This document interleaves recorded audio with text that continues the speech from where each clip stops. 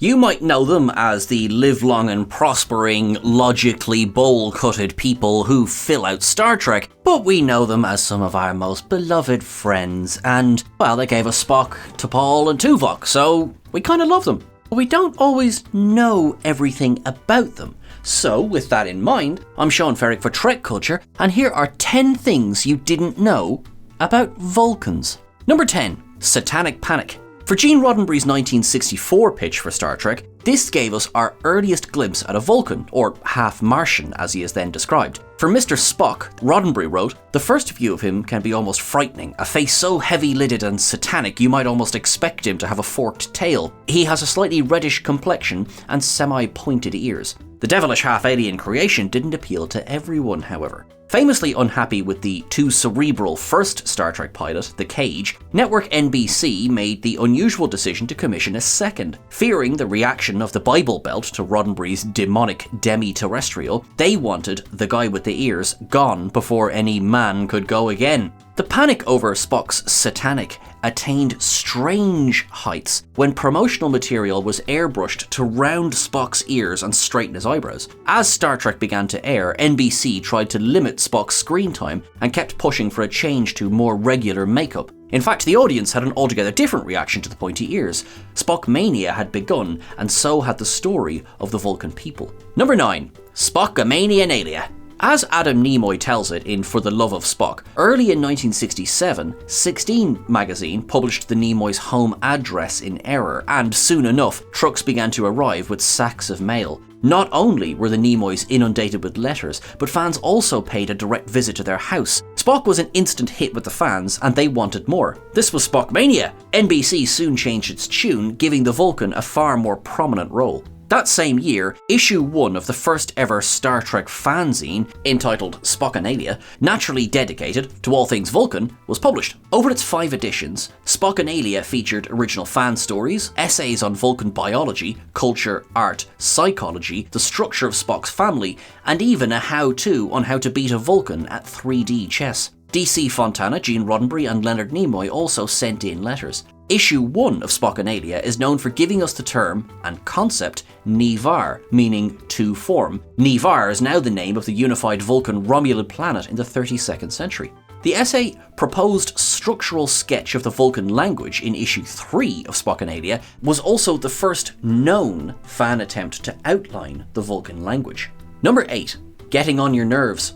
Certain Vulcan customs have become so universally well known that even the non-Trekkie might flip you the LLAP if they can manage it. The split hand salute was conceived by Leonard Nimoy, based on a Jewish blessing, during filming of Amok Time, an episode that gave us a wealth of other insights into Vulcan culture to be discussed later. Nimoy was also responsible for the creation of another, now mainstream Vulcan maneuver, the nerve or neck pinch. The script for the season 1 episode, The Enemy Within, called for Spock to KO Kirk's evil transporter twin with a blow to the head using the butt of a gun. But Nimoy thought that Vulcans wouldn't practice such levels of violence.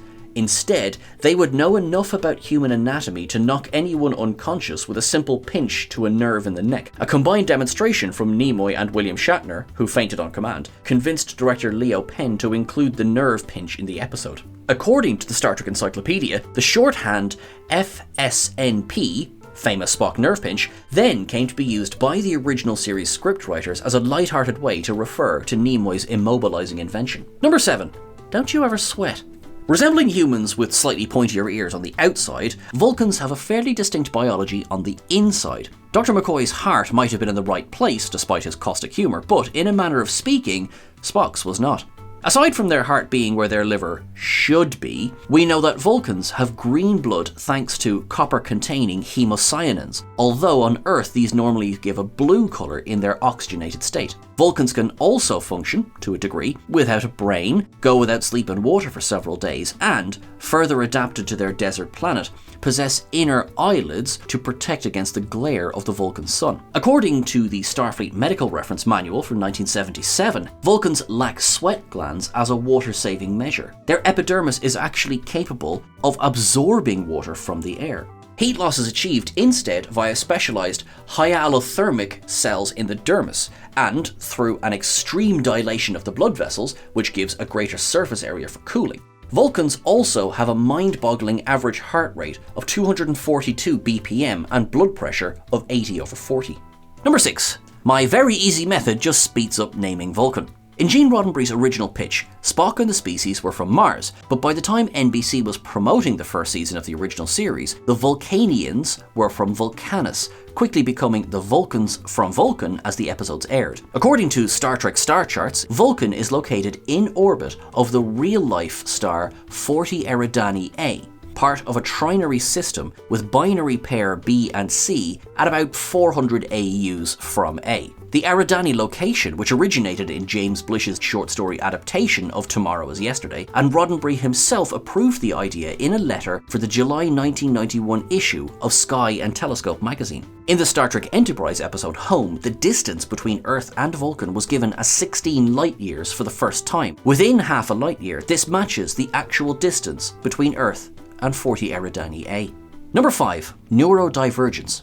Before the time of awakening, the Vulcans were a mostly savage, warmongering race, ruled by their emotions. Then, along came Surak to drop his own bomb of logic to calm the Vulcan mind. A schism occurred between those who began to follow his teachings and those who marched beneath the Raptor's wings. This divergence during and after the time of awakening was both literal and spiritual, but divergence has another meaning that can equally be applied to the Vulcans. Many people with autism, such as the writer of this article, Jack Kiley, have come to identify with the Vulcans over the years. From the very beginning, with Spock, Vulcans have represented an otherness that is deeply familiar to the neurodivergent. The perception of Vulcans by non-Vulcans can offer a mirror to the perceptions of people with autism by people without. Much like our logical on-screen counterparts, people with autism may sometimes appear rude, blunt, awkward, or just plain different. In actuality, there are difficulties with social interaction, and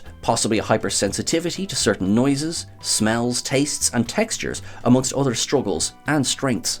It's certainly a common misconception that being autistic means you're as emotionless as a pre-Chip Soon type android. In fact, there must be a battle to regulate their feelings in a neurotypical world. In that sense, the Vulcans' mastery of mind over emotion is highly appealing, and the writer of this article can certainly testify to wanting to be more Vulcan at times. Number 4. Vulcan is a place on Earth. You don't have to travel 16 light years to visit Vulcan. It's right here on Earth, in southern Alberta, Canada. The town of Vulcan may predate Star Trek, having been named in 1910 by a surveyor after the Roman god of fire, but it has certainly embraced the connection. In 1995, the town erected a giant replica of the Enterprise A, and in 1998 built a tourist centre called Trek Station, designed to look like a landed starship, attracting fans from around the world. Vulcan was awarded the title of Official Star Trek Capital of Canada in 2010, and hosts the Vulcan Star Trek convention each year in July and Spock Days in June. Nimoy, who had previously supported the town's eventually unsuccessful attempt to host the world premiere of Star Trek in 2009,